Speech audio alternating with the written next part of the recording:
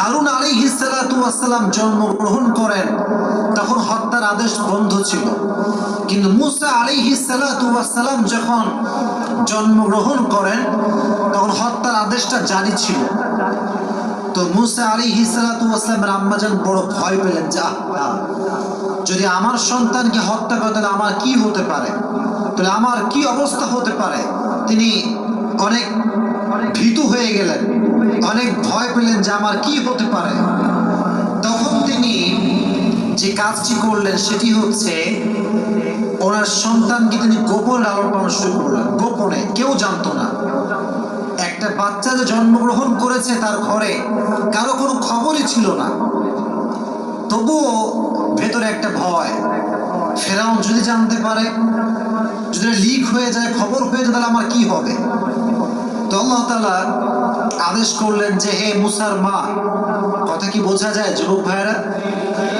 বলেন, কথা বোঝা যায়? যায় যায় তাকবীর লিল্লাহি তাকবীর। আল্লাহ তাআলা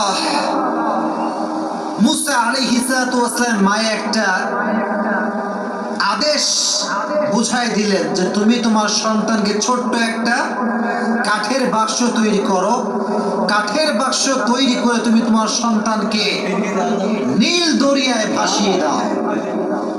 তো যখন আল্লাহ তাআলা আদেশ করলেন তখন তিনি তাই করলেন। ছোট্ট একটা বাক্সতে মুসা আলাইহিস সালাতু ওয়াস সালামকে বন্দী করলেন, বন্দী বলতে রাখলেন, এবং তাকে তিনি ভাসিয়ে দিলেন। তবে প্রিয় ভাইরা, আল্লাহ তাআলা ওয়াদা করেছিলেন তুমি আমার উপরে ভরসা করে বাচ্চাকে ভাসিয়ে দাও, তোমার বাচ্চাকে ফেরত দিয়ে দিবে একজন। আওয়াজ দিয়ে বলেন তিনি কে? সাউন্ডে কোনো সমস্যা হচ্ছে? তা আমি যেটা বলছিলাম, আল্লাহ তাআলা তাকে হৃদয়ে চিন্তা দিলেন যে তুমি তোমার বাচ্চাকে ভাসিয়ে দাও। তো বাচ্চাকে ভাসানোর পরে মজার ঘটনা দেখেন, খুব ভালো করে খেয়াল করবেন। বলেন তো, মুসা যখন জন্মগ্রহণ করেছিলেন তখন কি হত্যার আদেশ বন্ধ ছিল না জারি ছিল? বন্ধ ছিল না জারি ছিল? জারি ছিল। তো এই বাচ্চাটা ভেসে ভেসে ভেসে কার কাছে আসছে জানেন? ফেরাউনের যেই প্রাসাদ, প্রাসাদের সামনে যে দরিয়ার ছোট্ট একটা নালা চলে গিয়েছে, সেখানে সে থামছে। তো বিবি আসিয়া রাদিয়াল্লাহু তাআলা আনহা এবং তার বান্দি যারা ছিল, দাসীরা সব বসেছিল সেখানে। ছোট্ট একটা কাঠের সিন্দুক ভেসে আসছে, সবে অবাক, কিসে, কিরে এইটা, কিরে এইটা। যখন খুলেছে দেখছে এত সুন্দর ফুটফুটে বাচ্চা, এতটা সুন্দর বাচ্চা, যতটা সুন্দর বাচ্চা তারা জীবনে কখনো দেখে নাই। সুবহানাল্লাহ পড়ে। নবী চায় তো এমনি সুন্দর হয়। তো দেখে আল্লাহর কি যে খেলা, এটা বড় বোঝা, বড় দায়। তো আসিয়া রাদিয়াল্লাহু তাআলা আনহা অনেক পছন্দ হলো। উনি বললেন ঠিক আছে, এই বাচ্চাকে তোমরা নিয়ে আসো, এ আমার ঘরে থাকবে। এবং ফেরাউন তো যতই হোক স্বামী, তো স্বামী হলে ভালোবাসা স্ত্রী বলতে থাকেই, থাকে না? থাকে, ভালোবাসা থাকে। তো বিবি যখন বলছে এটা আমার পছন্দের বাচ্চা, এটা আমার লাগবেই লাগবে, তখন ফেরাউন বলছে ঠিক আছে যাও, কোনো সমস্যা নেই, আমি একে রাখবো। দেখেন আল্লাহ তাআলার ওয়াদা কতটা সত্য। মনোযোগ আছে সবার? আচ্ছা বলেন তো, মুসা আলাইহিস সালাতু ওয়াস সালাম একজনের নবী, তিনি কে? বলেন তিনি কে? সব ক্ষমতা একজনের হাতে, তিনি কে? মায়ের মন তো ব্যাকুল যে আমি আমার সন্তানকে দরিয়ায় ভাসিয়ে দিয়েছি, কোথায় গেল আমার সন্তান? অস্থির হয়ে গিয়েছে। وأصبح فؤاد أم موسى إن كادت لتبدي به لولا أن ربطنا على قلوبه لتكون من المؤمنين। আল্লাহ বলছে আমি মুসার মায়ের অন্তরকে ঠান্ডা করে দিলাম, কারণ যদি আমি ঠান্ডা না করতাম সে অস্থির হয়ে যেত। কি হয়েছে ঘটনা? কথা বলার যোগ ভাইরা আছে না নাই? তুমি মেসেজ না দিলে আমি দিব না, তুমি রিপ্লাই না করলে আমি রিপ্লাই করবো না। এই যে একটা ইগো, স্বামী স্ত্রীর ভালোবাসা এত সুন্দর, স্বামী রিপ্লাই না করলে বউ খালি কল করতেই থাকে। সুবহানাল্লাহ। কারণ এই যে ভালোবাসা, এটা ঢুকিয়ে দিয়েছে একজন। আওয়াজ দিয়ে বলেন তিনি কে? তা আমি আমার ওয়াজেও বলি, আজকেও আসিয়ার জীবনে বলতে গিয়ে বলে ফেলছে একটা কথা।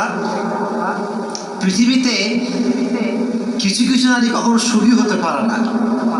তার ভিতর থেকে এক নাম্বার নারী হচ্ছে সেই নারী যে নারীর ভিতরে ইগো আছে, সে কখনো সুখী হতে পারে না। কারণ ইগো যার আছে তার কপালে ভালো কোন ছেলে জুটে না। কারণ ভালো ছেলেরা কখনো ইগোওয়ালা মেয়েকে পছন্দ করে না। ভালো ছেলেরা সবসময় বিনয়ী মেয়েকে পছন্দ করে। বলেন তো, নবীজির সর্বপ্রথম স্ত্রীর নাম কি ছিল?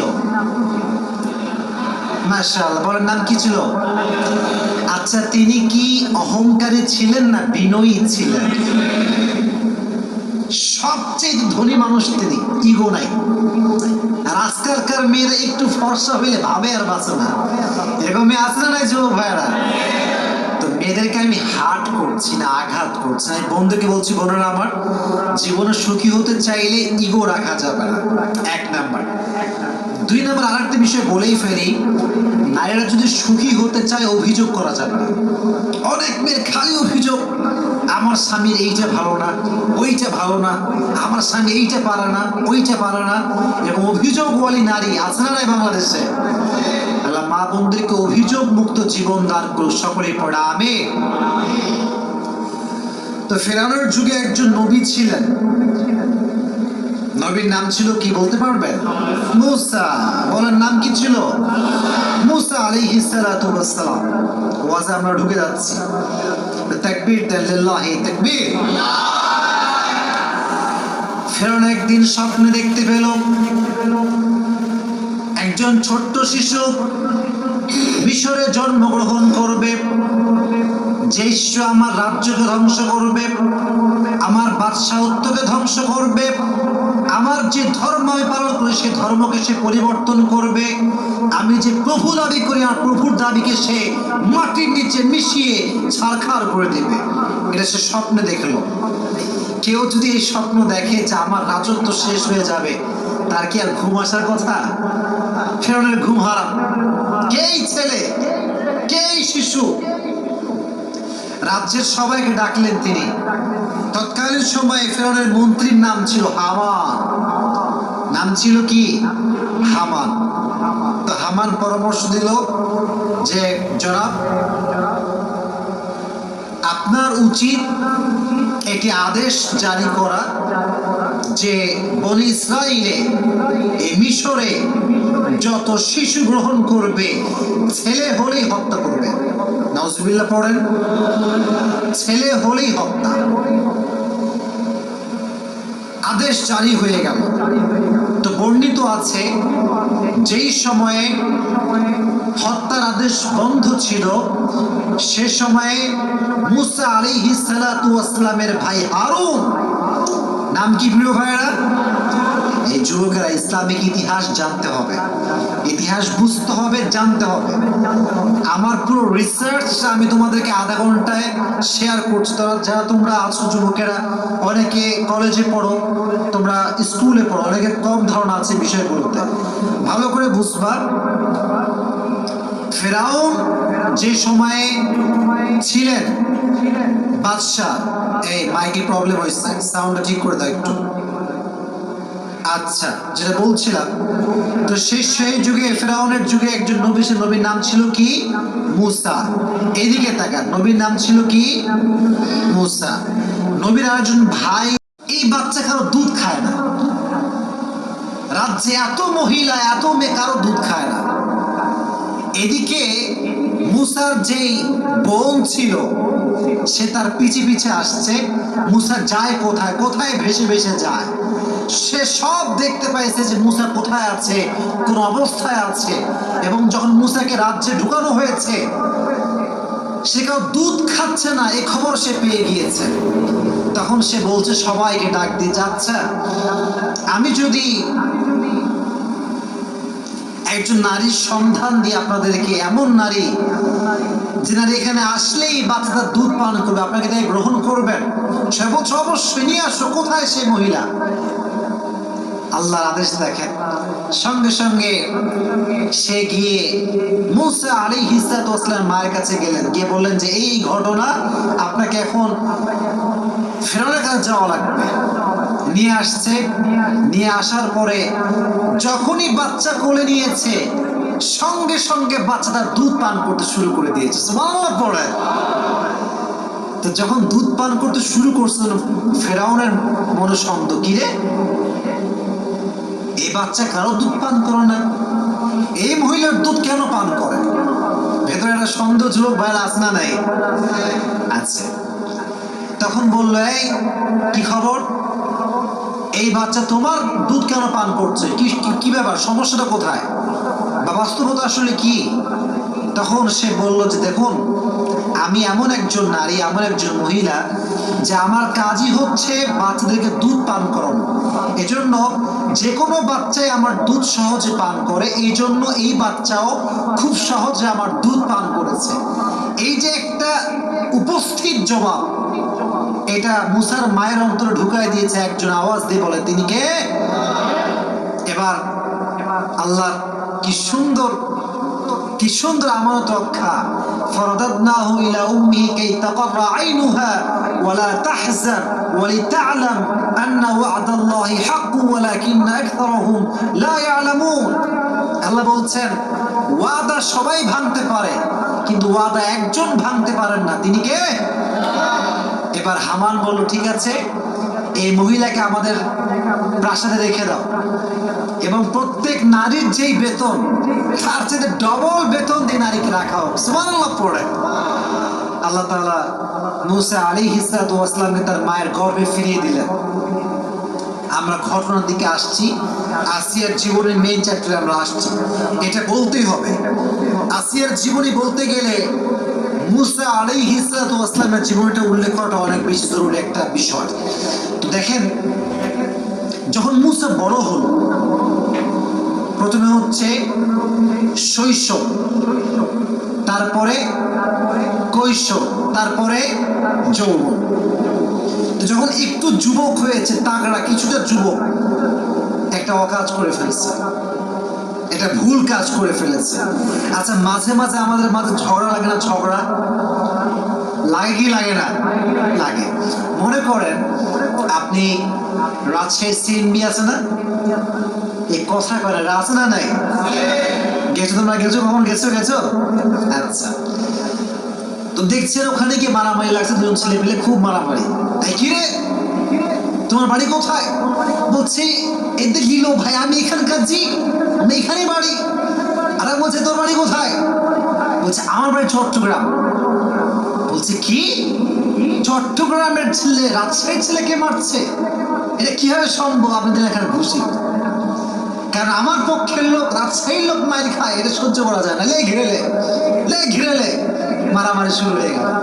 তো ব্যাপারটা এইরকম হয়েছে। মুসা আলাইহিস সালাম রাস্তা দিয়ে হাঁটছেন, হঠাৎ করে দেখছেন এই দুইজন মারামারি করছে।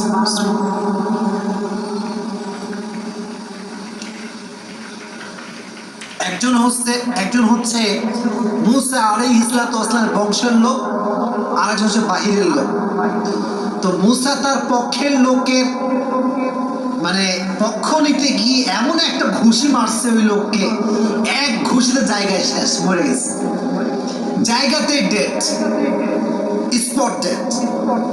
এখন বলেন তো, হত্যা করলে একটা রাষ্ট্রীয়ভাবে শাস্তি আছে না নাই? সে মারা গিয়েছে। এই খবর আছে ফেরাউনের কানে। ফেরাউন বলছে, কি এত বড় সাহস, হত্যা করে ফেলেছে, ধরো মুসাকে। কোথায় মুসা? এখন আসিয়া রাদিয়াল্লাহু তাআলা অনেক চিন্তিত, কারণ সে তো আমার সন্তানের মতো, তাকে যদি হত্যা করা হয়, মা হিসেবে ভিতরে একটা কষ্ট আছে না নাই? কষ্ট পাবেন তিনি। তো বললেন যে ঠিক আছে, আমার রাজ্যের একজন লোক দরকার, যে মুসাকে পেগাম দিবে যে মুসা যেন রাষ্ট্রের এই প্রাসাদে ফিরে না আসে। তখন তার একজন লোক ছিলেন, বিশেষ লোক, তাকে তিনি পাঠালেন মুসার কাছে।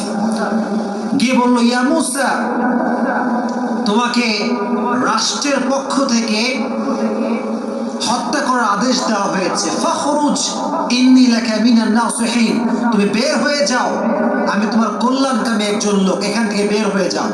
তো মূসা আলাইহিস সালাম মিশর ত্যাগ করলেন, এবার গেলেন মাদায়েন। শহরটার নাম কি শুনে নাই? মাদায়েন, বলেন নাম কি? চলে গেলেন। চলে যাওয়ার পরে দীর্ঘদিন সময় পার হয়ে গেল, মুসা আসে না আসে না আসে না আসে না। এবার আসেন মেন কাহিনীতে। তাকবীর দেন, লিল্লাহি তাকবীর।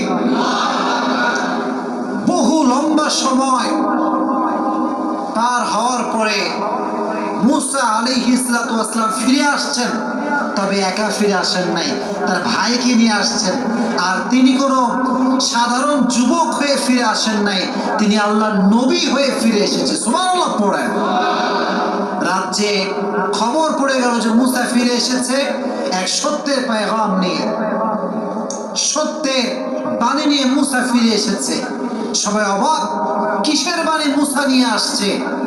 রাষ্ট্রের প্রজা, মন্ত্রীবর্গ, প্রাইম মিনিস্টার সব এক জায়গায় বসে গিয়েছে। কি খবর? মুসা কি বলবে আমাদের জন্য? মুসা প্রথমে এসেই বলল, ক্বালা ইয়া কওমি ইবুদুল্লাহ মা লাকুম মিন ইলাহিন গায়রু। প্রত্যেক নবীর একটা মেসেজ সেম ছিল। মেসেজটা হচ্ছে ইবাদতের যোগ্য, উপাসনার যোগ্য পৃথিবীতে কোনো মূর্তি নয়, কোনো শিরকি কাজ করা যাবে না, ইবাদত করতে হবে শুধুমাত্র একজনের। তিনি কে? ফেরেশতার মাথা গরম। ফেরেশতা কয়, আরে আমি হলাম প্রভু, আমি হলাম রব, আমি হলাম খোদা, আর সে কোন খোদার কথা কয়? নাউজুবিল্লাহ পড়লে না যুবক ভাইয়েরা? মাথা গরম। বলে